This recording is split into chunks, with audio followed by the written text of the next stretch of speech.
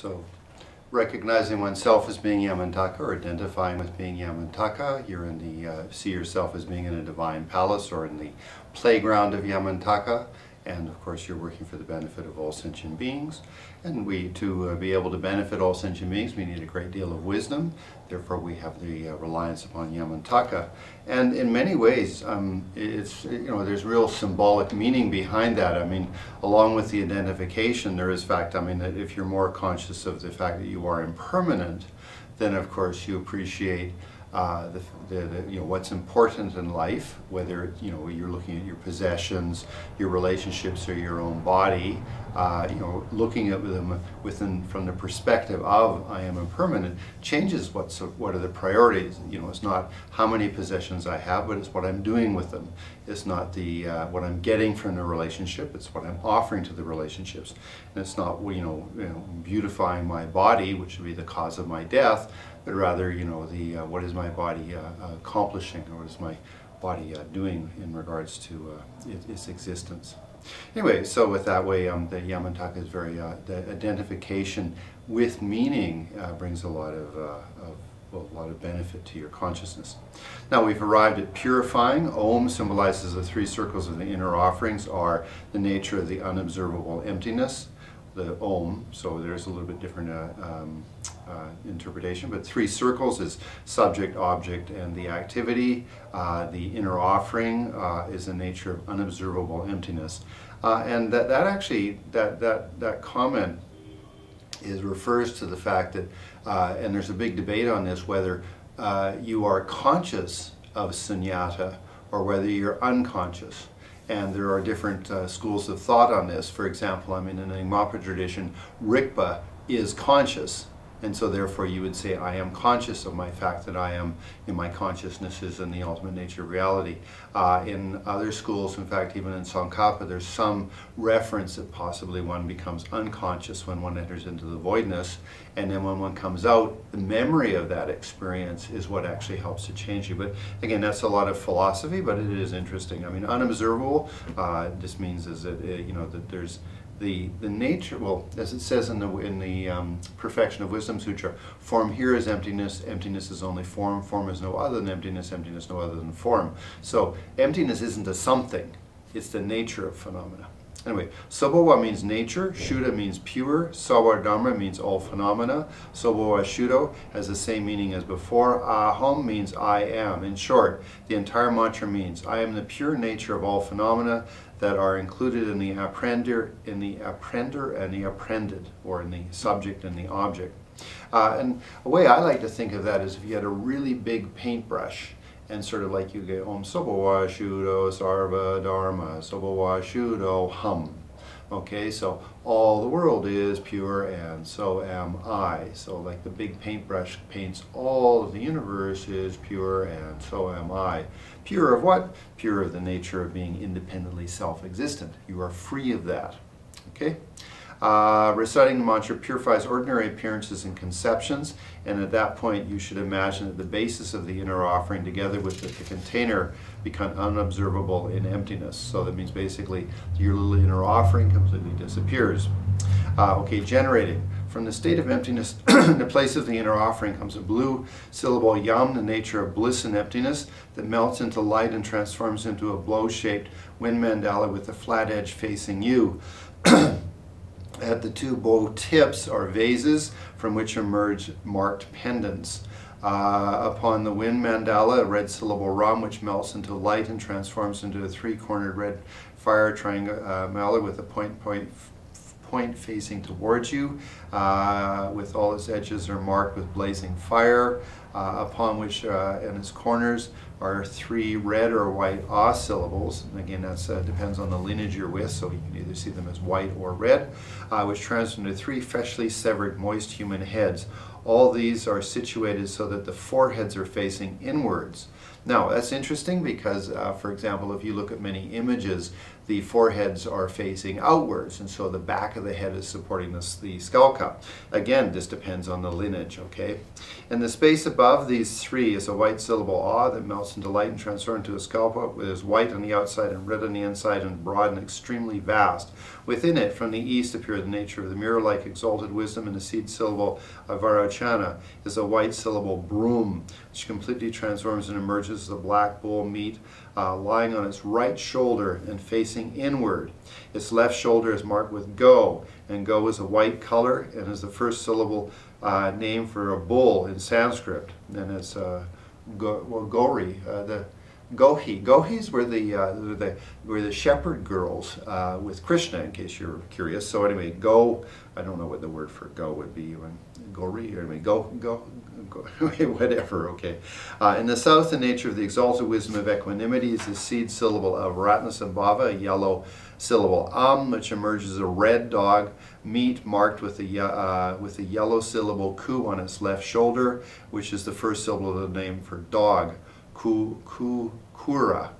In the west, for example, Kutapala is the dog protectors. They're part of the entourage of Mahakala. Anyway, in the west, and the nature of the exalted wisdom of the individual investigation is the seed syllable of Amitabha, is a red syllable zing, which emerges as a white elephant meat marked with a red syllable da in its left shoulder, which is the first syllable of the name for a tusked elephant, Danita.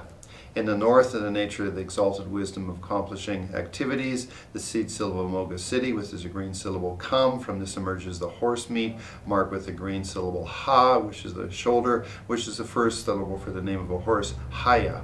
Okay, for example, the tantric deity Hayagriva, that's the transformation of ego, and coming out of the top of his head is a horse and actually a pig, and that's Hayagriva. Anyway, in the center, in the nature of the exalted wisdom of the Dharma Dhatu, and the seed syllable of Shkobia is a blue syllable hum, which emerges the human flesh with its head to the right and facing inward, marked with the blue syllable na on its left shoulder, which is the first syllable of the name for the human Nara.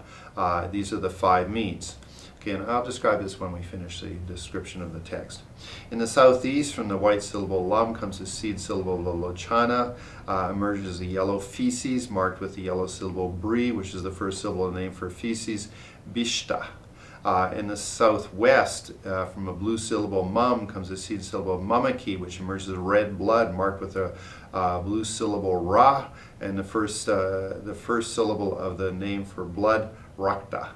In the northwest, from the red syllable pum, the seed syllable pandavarsini, emerges the white bodhicitta, marked with the white syllable shu, which is the first syllable of the name of the bodhicitta, sutra, shutra. In the northeast, from the green syllable tum, the green syllable for tara, emerges the human marrow, marked with ma, which is the first syllable of the name for marrow, manja.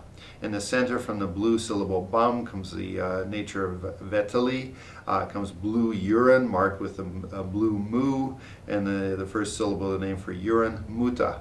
These are the five nectars. All the meats maintain their original shapes, but are cut into bite-sized pieces. So it's like the example given by Geshe Dargya was like if you had the whole cow lying there, but if you look closely, it's all being cut up into little cubes, okay? So it's like a thing that's just ready to fall apart, and I'm sure we've seen enough special effects imagery from computers and such that we could appreciate what that might mean.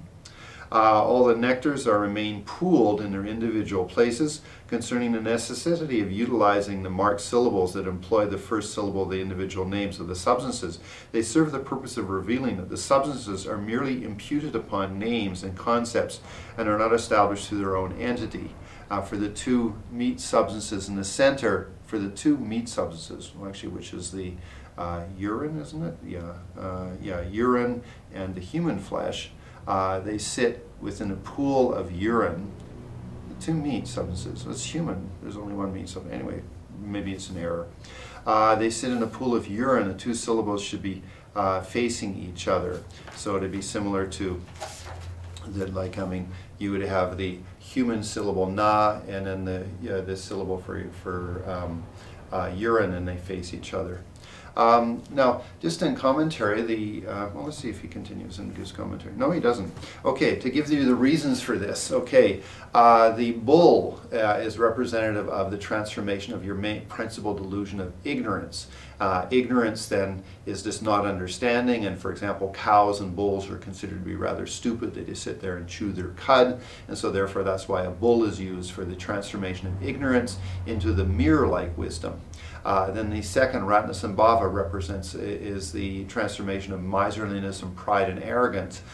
So the example is a dog, and the example again given by the teachers is that a dog is very miserly. You know, I mean, if you give a dog a bone, the dog doesn't want to share that with anybody. You know, so therefore it represents the miserliness. Elephants, I haven't heard any commentary other than in English, of course, we say, you know, elephants never forget, so we could say attachment. But anyway, it does represent Amitabha, which is a transformation of attachment into the pristine awareness of discerning. Okay, and actually I'm going back to Ratnasambhava, was the pristine awareness of equanimity. Okay, and then the Amoga City turns into a horse, which is a transformation of the principal delusion of jealousy, and it said that horses are very jealous of each other and such, and so therefore then that's why the horse is used. And human in the center is a transformation of anger, Ekshkobhya, a transformation of anger, and becomes the Dharmadhatu, the nature of the Dharmadhatu wisdom, and that's because humans are always angry, and all we have to look at is all the wars that are always happening. So these are the 5 meats. They represent the 5 primary delusions, and they are the transformed into the 5 pristine awarenesses. The nectars. Now, I've not heard of a good commentary about why the nectars are used, but in many ways they do represent the hormones and such. Now, to give a description of why, Geshe Darge said that, for example, the nectars are that which makes the realizations come quickly. Now, in Tantra, the basis of realization is upon your body, the nerve channels, and the energy that runs inside of them. Now, looking at it more scientifically, your hormones. So for certainly, semen is representative, of course, of the male hormone, testosterone and such. Blood is the female hormone and such. Marrow is the source of those.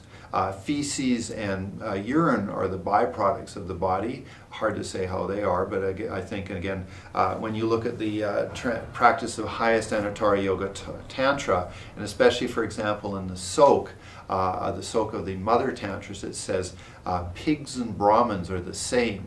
Now, pigs are considered, of course, completely dirty and filthy, and Brahmins are considered the ultimate sort of wonderful purity of being a priest, and yet they're seen in the eyes of enlightenment as being completely the same. And so in that way, then the feces and urine in there possibly represent that we go beyond our mundane conceptions of cleanliness or filth. Okay, now again, these are my thoughts and comments about the 5 nectars. What I can say is they are said that which illuminates. For example, in the Lama Chopa, it says the 5 meats and the 5 nectars, which are the substances and the 5 lights, as in to what will illuminate the 5 meats. So again, I mean, it's a little bit complex, or I'd say I've not ever seen a good comment about why the 5 nectars, other than I guess you need fluid in there to cook the inner offering. But anyway, there's the generation of the 5 meats and the 5 nectars. Now, again, we're going to stop here because I thought it's best if we just do short sections for the commentaries. That way you don't have to tie up a lot of your personal time. But again, always see yourself as I am Yamantaka. That identification is much better for you. It represents both the recognition of impermanence, personal impermanence, death. It also represents the divine wisdom of understanding the nature of reality. When we arrive at the description of the deity and all of its symbolism, it carries a great deal of meaning about the process of becoming enlightened. And our minds are very dense and very, let's say, insensitive. And so that's why we see ourselves as the buffalo, which is the transformation of our ignorant mind. Anyway, lots of symbolism, lots of deep meaning. If you practice it regularly, there's a great deal of benefit for you, okay?